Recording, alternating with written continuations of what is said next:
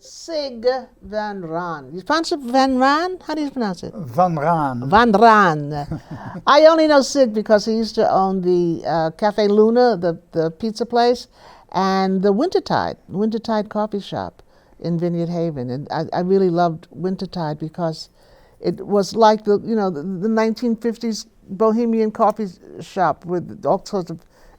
We were just saying they showed Len's film there and my play, so you know I loved it. The island's premier mental health facility. That's what. I mean, who's got more problems than a folk singer? That's true. Right? This and who writes their own songs.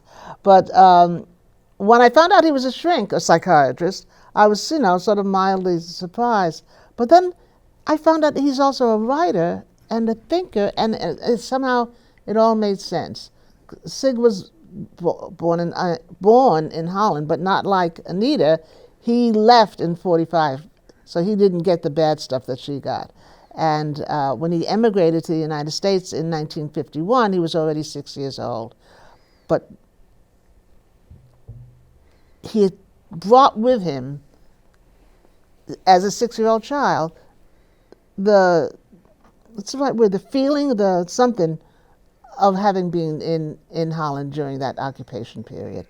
And more importantly, his parents had been there through it. So Sig, tell us a little something about your childhood before you came and your parents. Before? Before. Well, I have a distinctive memory of being 3 or 4 years old and walking along the gebroken huizen, which is the Dutch word for broken houses. Oh, gebroken huizen. Gebroken huizen. And that was a common refrain, walking to the park or even going with my parents to the store. You walked around the broken houses. But as a child of 4 or 5, 3, 4 or 5, it was a reality that had no context for me other than the fact that these houses were broken. The period from 1945 to 1950 was probably as difficult a period for people post-war as it was during the war. And in many ways, there was a sense of purposelessness that did not exist during the war. There was a sense of purpose during the war of people who were in the resistance particularly. There was a sense of camaraderie and unity within the various communities, particularly in the resistance. The post-war period was a very difficult time socially, economically, and personally. There was a sense of post-traumatic stress that expressed itself in many different ways. And it was a very difficult time, and it was the basis upon which my parents made the decision to come to America. My mother's younger brother was in the Dutch Merchant Marine, and they jumped ship in 1940 when, in May of 1940, Germany invaded Holland. This particular merchant marine boat was in the New York harbor. And they were able to find sanctuary in the U.S., and my mother's brother, Uncle Bob, joined the U.S. Navy.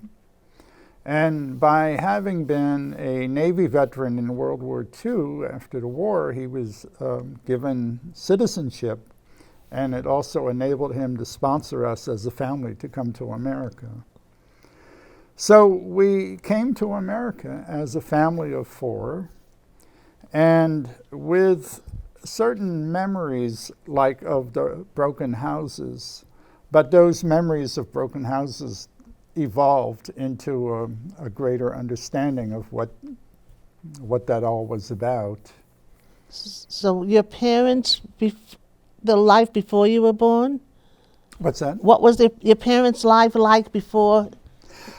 They were a young couple who had just been married. And my mother was a nurse. My father was, he never finished the 8th grade. He became a sort of an apprentice watchmaker, and he was an apprentice jewelry maker. He was a bit of an interesting philosopher and a kind of a bohemian.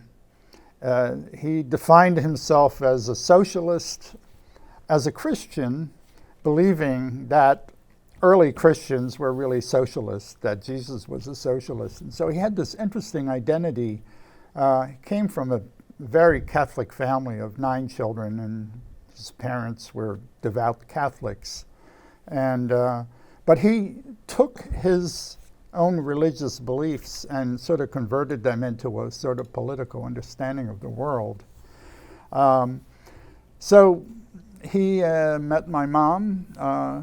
My mother had just lost her fiance, who had been a doctor, a medical student who was killed in the Rotterdam bombing, tending to victims of the bombing. And the two of them became life partners. There's a funny story that my mother says about how my father fell in love with her, which is, now this is during the war. They were at a party, and they had already gone way past curfew, and they were kind of going through the side streets hoping to avoid being arrested. And they saw the headlights of what looked like a German vehicle approaching. And I think my parents had maybe known each other for a week or two. It was very early in the relationship. And my father, according to my mother, was panicking. And my mother recalls that she took my father and said, "Here, let's go into this doorway. Let's just start making out and kissing as they go by, and maybe they won't bother us." So the truck goes by, and it slows down, and they hear these German soldiers jeering and yelling and making funny noises. And my mother is kissing my father, and my father said that's when he fell in love with her. And they were married for 50 years. But your mother was a nurse, right? She was a nurse. And so how did she come to take in a Jewish child? Well, they were part of the resistance, and their role in the resistance was in helping to coordinate the placement of Jewish children. The prevailing thought was that families with Jewish children should be separated, and that the parents would be hidden elsewhere, and that the children should be not hidden with their parents, so that in case they were busted, the kids would survive. And so that was the way it was set up. And my mother was part of this resistance group of mainly nursing people, nurses primarily, and social workers, who set up this system of placing children. And they were asked to take in this young boy who was 8 or 9 years old, whose parents had been hidden at a farm in Alkmaar, sort of outside of Amsterdam. And this young boy named Rudy came to live with my parents. And he was publicly, the story was he was a distant cousin of my mother's, whose mother was in the hospital, and the father was in Indonesia. And my parents they didn't talk about rescuing or harboring a child. They talked about, he came to live with us. And that was the way it was presented.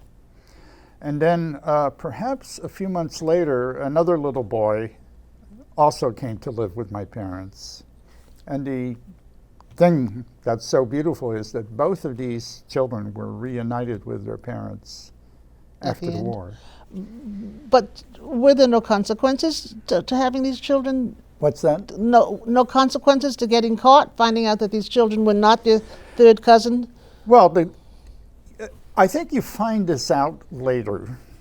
I don't think they realized the consequences. The reality of what was going on hadn't fully been understood. The consequences, it turned out, was that if they were discovered to be harboring a Jewish child, they, like the Jewish child, would be taken to the camps. Yeah.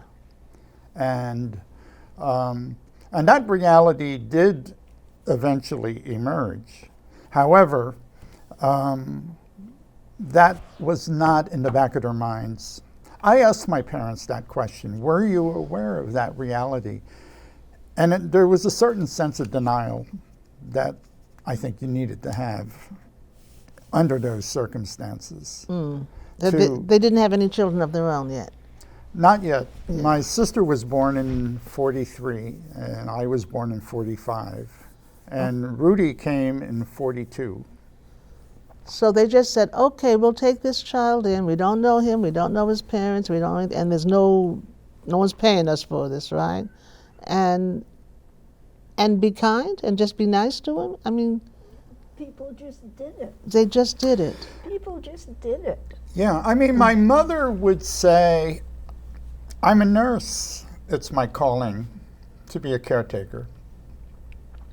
And my father would say that it was part of his Christian political socialist feeling. There's a certain moral righteousness that they both sort of carried with them. They didn't postulate it, they didn't advertise it, they lived it. They just did it. Would you do it? That is a really good question. Would I do it knowing now? Well, they knew. They just didn't care, right? Yeah. They knew the consequences, but it didn't affect them. Well, you know, Alita, I resonated with that story about the March on Washington. Mm-hmm. My parents were really terrified that I went. They were so anxious and nervous because they knew the consequences of, and they also felt that terror, that sort of, you know, the risk, the danger of those times. They felt the terror for you, but they didn't feel it for themselves when they took in Rudy and Peter. They didn't feel it then. No. Interesting. Yeah. Because of the circumstances, people just did these things. Once the Nazis came in, life changed. There was this whole business of one of the first things that happened was indeed going after the Jews. That was the first thing that sort of happened. Mm-hmm.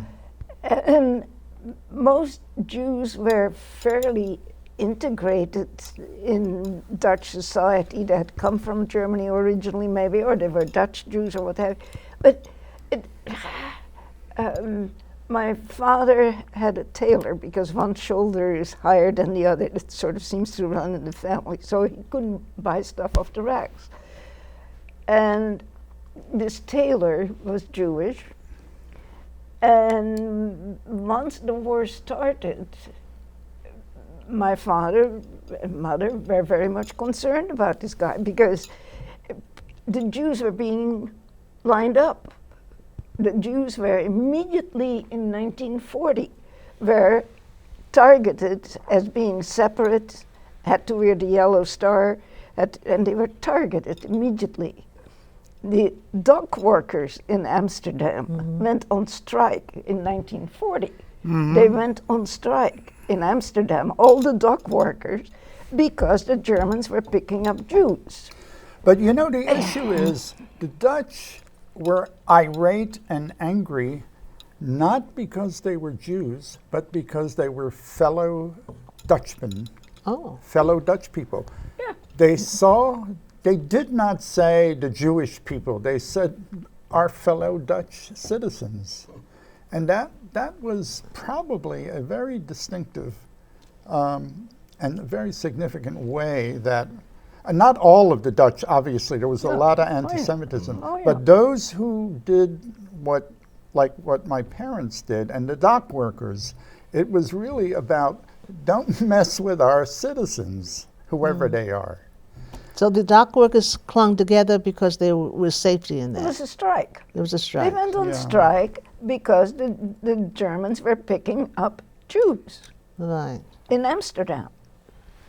And then there was a good Jewish center in Amsterdam, you know, and the Germans aimed for that, and like I say, all the dock workers went on strike. Period. It's like the Danish king coming out on a horse, with wearing a yellow star. I mean, when you're oppressed, when your life is pulled apart one way, you're oppressed. Your country is taken over. Your lifestyles, it's all taken over. You resist, and you build up a resistance on it, and you do whatever sort of, and you do it. I mean. My parents took care of a whole Jewish family somewhere. They found them an apartment, and they were, you know, in the attic. But people did. You just did it. But we have that same kind of repression here. And what are you doing about it? Can I say it a different way? I was going to say it's a different. Go ahead. Because the amazing part is that you saw a community come together, and the norm was for everyone to just do it in the face of danger. Not everybody. Not everybody. Dutch Nazis. You're right. Everyone who wasn't a straight opponent, anyone who was supportive, was going to do whatever it takes. And it's funny. It's interesting because I think the sense of surprise that, whether it's from Abby or even as I sit here, is that in America, for black people, we can't even get white people to risk losing their invitation to the next social event to stand against oppression. Yeah. And it's almost and we're Americans. we're countrymen with a little bit of a different. That's what they were saying. And that's exactly the beauty of it. Like, because it was countrymen, it wasn't about the religions split between the Jew and the Gentile. It was as countrymen. And that's the amazing part to me, is that as countrymen, as Americans, that's just, there's so many white people that we can't even get to do anything to push back against the oppression because they don't feel the empathy that you felt, or the anger that you felt about the thing that moved you to action, or the example that you got. Yeah. Like, there's so many people that are just so out of the loop that just look past the oppression right here in America that has happened over and over again, and they don't act. So it is amazing to hear these, it's empowering to hear the stories that there is a existence of a society where when the resistance really happened, the normal person did whatever they could. You all have amazing stories, and I'm sure there are some that are more amazing, but there are also some people that just did some regular, simple stuff. And that's the almost surprise, for me at least, listening to the stories, because I can't even get somebody to push back against a joke that's said in my presence. Yeah. It's part of a culture. Absolutely. It's part of a culture. And this culture, for, I think, and this culture is married to capitalism. Absolutely. And it's money, money, money. I mean, and black labor was free labor. But you know, the notion that we have somebody that we can look down our noses at, and someone that we can oppress, and someone that we can enslave and look at as inferior. It's an American notion for sure, but it is global.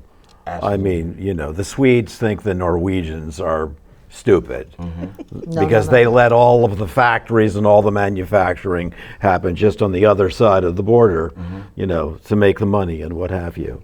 And the oldest system of slavery in the world is, you know, over 5,000 years old. It's the caste system in India, where the Dalits emptied the toilets, the unwashables. They empty the toilets. They do the work. And you know, the Hindu Brahmin caste and the Hindus go after the Muslims, and you know, and in Kenya there are 42 tribes. People don't identify themselves as Kenyan. That's why they created national schools, to try and create a Kenyan identity. Everybody identifies with, you know, where they're from, what community do they originate from, what language do they speak, what family, what tribe oral tradition do they, you know, which makes working there quite interesting. Since you know, my parents talk with great fondness of the sense of community they felt during the war. In fact, I want to tell you, there's a photo in a photo album that my sister showed me once. And it's a nice, wide, big photo of a group of young people in their 20s and 30s wearing funny party hats made out of newspaper. And they're raising their wine glasses, and every wine glass has about this much wine in it. And the thing underneath the photo says, New Year's Eve, Amsterdam, 1943. And you see that photo of these happy young people. Most of them were part of the resistance. You know, having this sense of community and bonding together and celebrating who they are and perhaps saying, you know, it'll be over soon or whatever.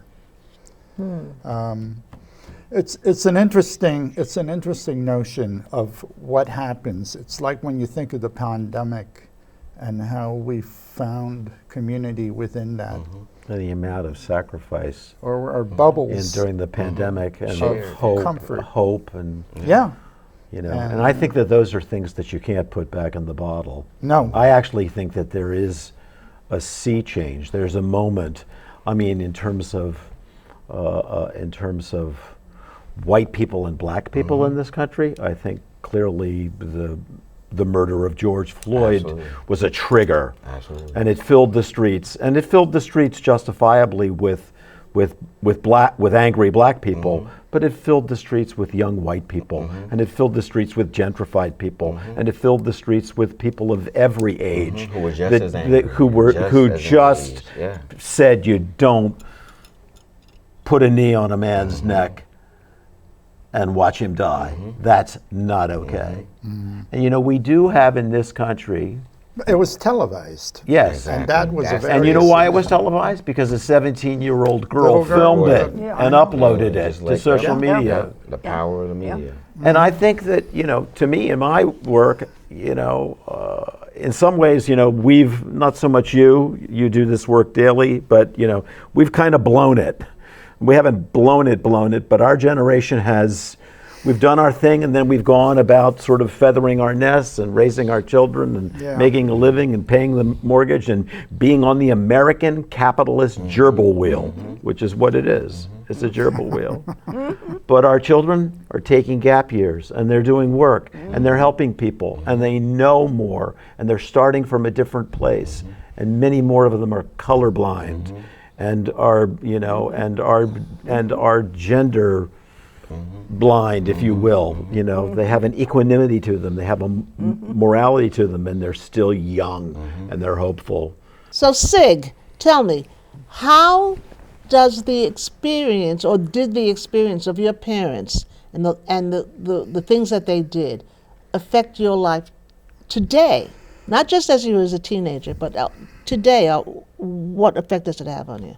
Well, you know, it's their lives, who they were, what they did, has been a source of inspiration. They have been a kind of moral beacon for my life in many ways. And it's been interesting how it's impacted the way I want to tell the story of my life. On the other hand, there's a phenomenon called legacy burden. And it's the burden that children of survivors and victims experience of seeing the pain and the sadness of your parents, knowing what they experienced and suffered. And in many ways, that legacy burden has also been a kind of reminder of a dark cloud that I carry with me in terms of the Holocaust, in terms of the 6 million Jews, in terms of my mother's friend who was killed. And I'm not saying it's a mixed bag.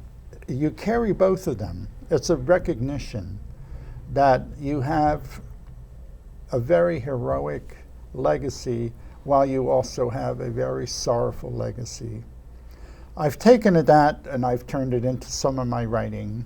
I've written a play, I write children's stories, I've written essays, and it continues. It's a source of inspiration that I've shared with my own children, and it's become part of their lives. Do they share it with theirs? Is it truly a legacy that goes on and on and on? Yeah. That's wonderful. Okay, thank you. Thank Yeah, you. thank you. So, folks, this is what we do at Renaissance House. We sit around and have polemics. And when you come to join us July 4th at the Inkwell, you will hear the words of Frederick Douglass and think to yourself, could I do that?